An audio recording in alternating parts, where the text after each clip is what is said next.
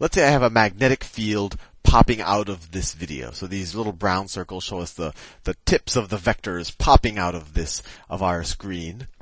And then in that magnetic field, I have this wire, this off-white colored wire. And sitting on that off-white colored wire, I have a charge of charge Q.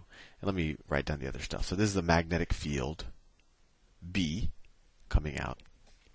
And let's say I were to take this whole wire, and let's say that the wire overlaps with the magnetic field a distance of L. So let's say the magnetic field stops here and stops here. And let's say that this distance right here, that distance is L. I drew it a little bit weird, but you get the idea. From here to here is L. I have this charge sitting on this some type of conductor that we can consider a wire, and the magnetic field is pushing out of the page. So in this current formation, let's say, I don't have any voltage across this wire or anything. What's going to happen? Well, if I just have a stationary charge sitting in a magnetic field, nothing really is going to happen, right? Because we know that the force due to a magnetic field is equal to the charge times the cross product of the velocity of the charge and the magnetic field. If this wire is just stationary and there's no voltage across it, etc., the velocity of this charge is going to be 0. So if the velocity is 0, we know that, the magnitude of a cross product is the same thing as, so Q is, that's just a scalar quantity, so that's just Q, times the magnitude of the velocity, times the magnitude of B, times sine theta. And in these situations where, anything that's going on in this plane is going to be perpendicular to this magnetic field. So the angle between the magnetic field and any velocity, if there were any within this plane, would be 90 degrees. So you wouldn't have to worry about the sine theta too much. But we see if the velocity is 0 or the speed is 0, the magnitude of the velocity is 0, that there's not going to be any net force due to the magnetic field on this charge, and nothing interesting is going to happen. But let's do a little experiment.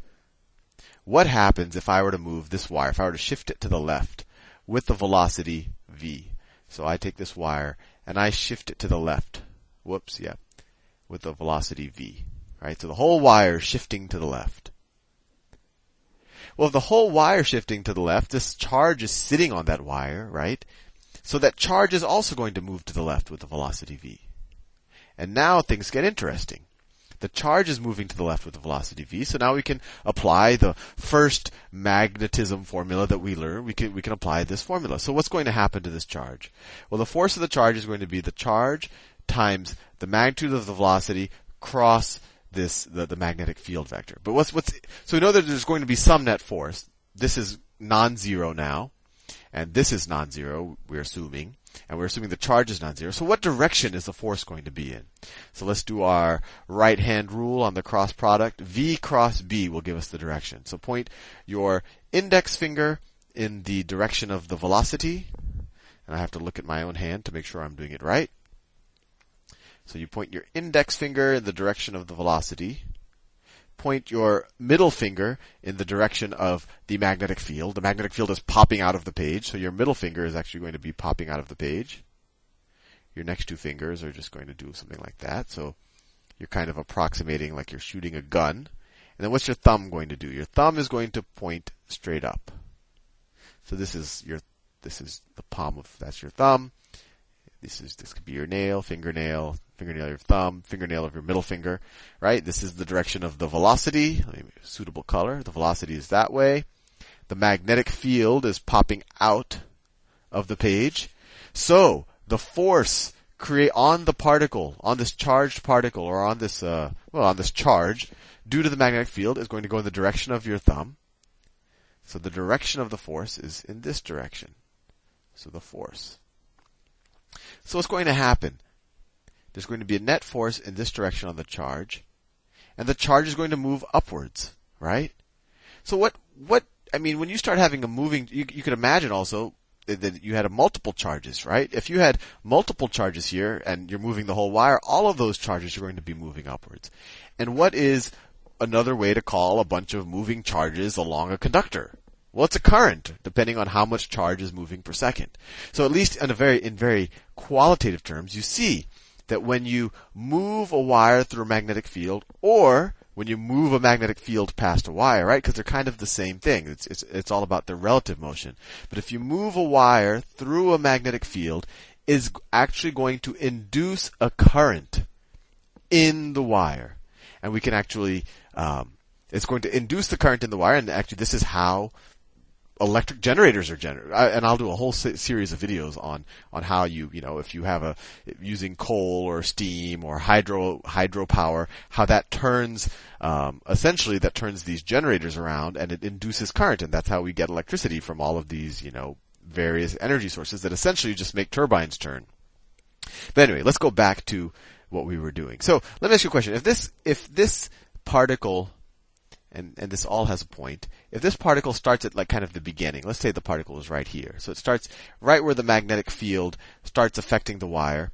And how much work is going to be done on the particle by the magnetic field? Well, what's work? Work is equal to force times distance, where the force has to be in the same direction as the distance, right? Force times distance. I won't mess with the vectors right now, but they have to be in the same direction. So how much work is going to be done on this particle? So the work is going to be the net force exerted on the particle times the distance. Well, this distance is L, right? We say once the particle gets here, there's no magnetic field up here, so the magnetic field will stop acting on it. So the total work done, which is equal to force times distance, is equal to, so the net force is this up here, Q, and I'll leave some space, V cross B, times the distance. And the distance right here is just a scalar quantity, so we could put it out front, right? Q times L times V cross B, right? This is Q, V cross B is the force times the distance. That's just the work done. Now, how much work is being done per charge, right? This is how much work is being done on this charge. But let's say, there might have been multiple charges. So we just want to know how much work is done per charge. So work per charge, we could divide both sides by charge. So work per charge is equal to this per charge. So it is equal to the distance times the velocity that you're pulling the wire to the left with cross the magnetic field. This is where it gets interesting. So what is work per charge? The units of work are energy, right? Joules. And charge, that's in coulombs. So what is what are joules? Joules per coulomb. Joules per coulomb. This is equal to volts. Volts are joules per coulomb. So this particle, or these charges are going to start moving in this direction as if there is a voltage difference, as if there is a potential difference between this point and this point, as if this is a positive voltage terminal and this is a minus voltage terminal. So there's actually going to be a voltage or a perceived voltage difference between this point and this point that will start making the current flow. Let's say you didn't even know that there was a magnetic field here. You would just see this current flowing. You're like, oh, well, there has to be a voltage difference there, right? But when we're dealing with this, because when we talk about voltages, that was like a potential difference. That something that a particle or a charge has a higher potential energy, and that's why it's moving. But it's hard to, at least for these purposes, say, well, you have a higher potential energy here. It's really being created by the magnetic field. So in this context, people have said that instead of saying that this is creating a voltage difference between this point and this point, that the magnetic field on the moving wire is causing that, people say that it's creating an electromotive force, or an EMF. But EMF, the units are still joules per coulomb, or volts, and it really is, in every way, when you're analyzing the circuit, still the same thing as a potential difference, or as a voltage difference. But since it seems a little bit more proactive, it seems like this magnetic field is actually impacting a force on this wire that is causing the current to move. We call it EMF. Right?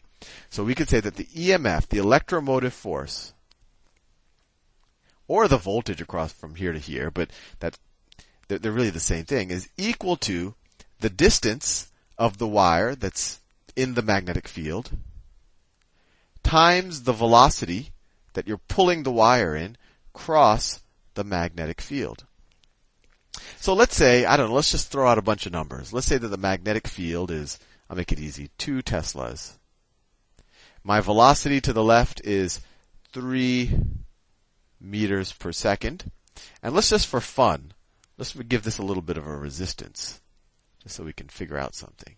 So let's say this resistance is, I don't know, let's say it is 6 ohms. There's a 6 ohm resistor here. So the resistance of the wire from here to here is 6 ohms. All wires have some resistance. So first of all, what's the EMF? Oh, and let's say that this total distance right here, let's say that total distance is 12 meters. So the EMF induced on the electromotive force put onto the wire by the magnetic field is going to equal the distance of the wire in the magnetic field, 12 meters, times, well, when we're just taking the cross product, we know that the velocity is perpendicular to the magnetic field, so we don't have to worry about sine theta, because theta is already 90 degrees. So we just have to worry about the magnitudes. So it's going to be 12 meters times the velocity, which is 3 meters per second, times the magnetic field, or the magnitude of the magnetic field. That's 2 teslas. And so the EMF is 12 times 3 times 2, 12 times 6, which is 72, you could say 72 volts or 72 joules per coulomb. And now you have that potential difference, or that EMF, across a 6 ohm resistor, right? So that's, you just go back to voltage is equal to IR, or you could write EMF is equal to IR. So EMF divided by resistance. So if we take this EMF and we divide it by the resistance, divided by 6 ohms, we get the current, right? EMF divided by resistance is equal to current.